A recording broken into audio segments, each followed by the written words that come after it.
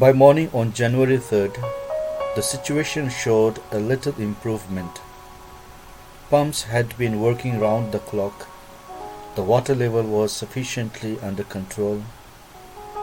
The crewmen could take 2 hours rest in rotation, but there was still a tremendous leak somewhere below the waterline.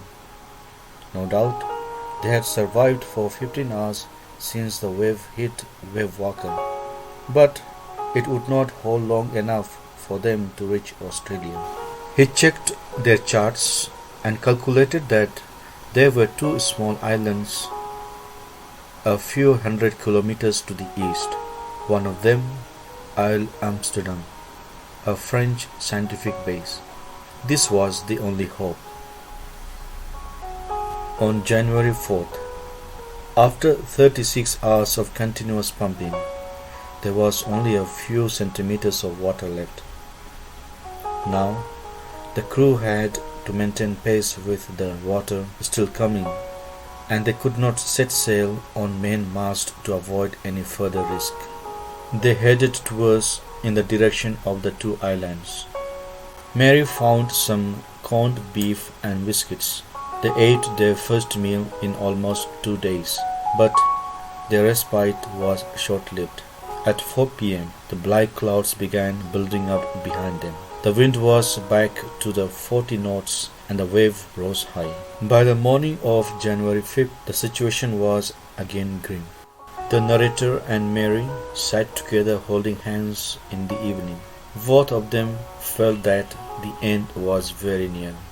At that time, Captain's son Jonathan showed courage by saying, "We aren't afraid of dying if we can all be together." Captain gathered all his courage and with determination and left the cabin to fight the sea. On January 6th, Wave Walker rode out the storm and the wind eased. Captain tried to read out the sextant, which is used for measuring angular movement. He worked on wind's speed, changes of course, drift and current to calculate their position. He found that they had lost their main compass and he was using a spare one, which was not correct for the magnetic variation. They were somewhere in 1,05,000 kilometers of ocean searching for a 65 kilometers wide island.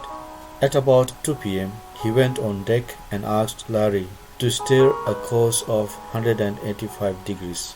If they were lucky, they could expect to see the island at about 5 p.m. Then, with a heavy heart, he went below the cabin and slept off. When he woke up at 6 p.m., he knew they must have missed the island. Children were excited. They sighted the island before the narrator. Jonathan asked if he could have a hug.